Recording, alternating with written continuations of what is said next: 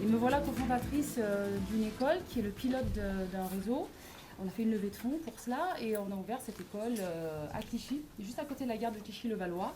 Les travaux se sont terminés à temps, on a eu un petit peu chaud, il y a eu une question par rapport à la Covid, on l'a vécu parce que les travaux s'étaient arrêtés au mois de mars, donc voilà, tout s'est bien fini. Et vous pouvez tout à fait venir nous voir, puisqu'on l'a complètement aménagé pour que ce soit ce bâtiment le prolongement de notre projet éducatif et pédagogique. Nous accueillons depuis le 1er septembre des élèves, il y en a 80, du CP à la 3e. Il y a un niveau par classe, il y a une classe par niveau, pardonnez-moi, et ce sont de petits effectifs.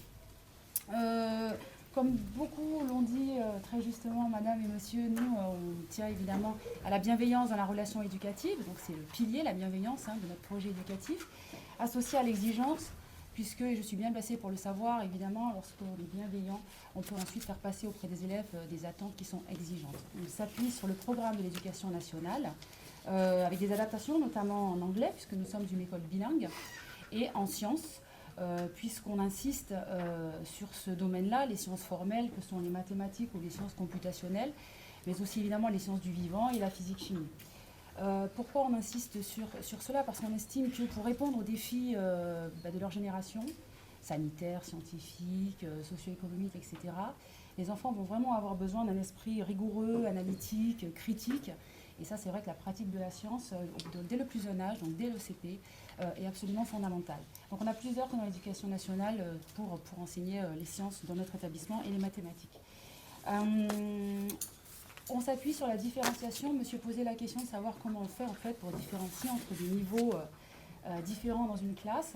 Bon, mais ça s'apprend. Nos enseignants sont formés et puis de toute façon, et beaucoup viennent de l'éducation nationale, comme moi, qui ont une expérience entre 10 et 20 ans et qui sont eux-mêmes aussi formateurs. Et donc c'est vrai que voilà, ils le diffusent auprès des autres professeurs et aussi même ceux de l'éducation nationale, puisque j'en viens. Et donc je veux aussi garder le lien. Et donc les samedis, il y a des formations gratuites qui sont ouvertes pour les professeurs d'éducation nationale, pour les parents également, sur des thématiques diverses, liées à la pédagogie, liées aux écrans, liées à la psychologie de l'adolescent, etc., etc. Donc la différenciation pour nous, c'est essentiel. Quels sont les moyens que l'on met à la disposition des enseignants pour ça?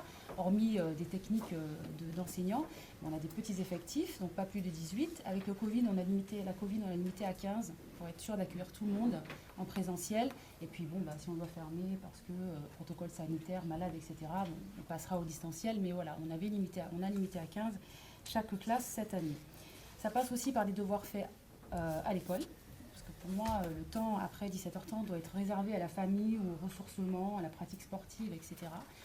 Et puis ça doit être un temps aussi, les devoirs faits, où on doit leur apprendre, vous l'avez dit.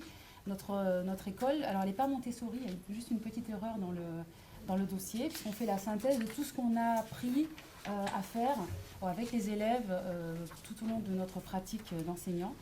Donc on va récupérer des éléments, évidemment des méthodes actives, notamment collaboratives, de projets, etc. On se sert aussi des apports des sciences cognitives et des sciences de l'éducation. Et donc dans ces devoirs faits, on va justement mettre une bonne dose de mémorisation, de répétition, d'apprendre à apprendre. Et on va aussi insister sur le développement de compétences à la fois académiques, mais aussi transversales et psychosociales. Donc la différenciation, les méthodes actives, les professeurs sans eux, on ne peut pas faire grand-chose.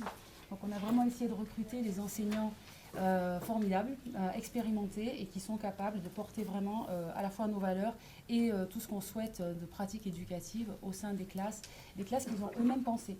Il y a eu des workshops en tout début d'année, en septembre, dans les locaux de Chorus, ce sont eux qui se sont occupés de notre bâtiment. Et donc ils ont créé leur espace pour que ce soit là aussi un environnement qui soit propice à accueillir les élèves dans les meilleures conditions pour notre pédagogie. Donc si vous avez envie de venir visiter, vous verrez, ce sont les classes flexibles, il y a des tableaux partout, des îlots, etc. etc. Une tenter après, c'est pas bon ça. Et j'en finis avec une dernière chose, le bilinguisme, j'en ai parlé, l'ouverture sur le monde des sciences, j'en ai parlé. Donc voilà, écoutez, je ne vais pas faire plus long, en tout cas, merci de m'avoir écouté. On espère que le modèle fonctionnera pour pouvoir ouvrir un deuxième établissement dans l'Ouest parisien.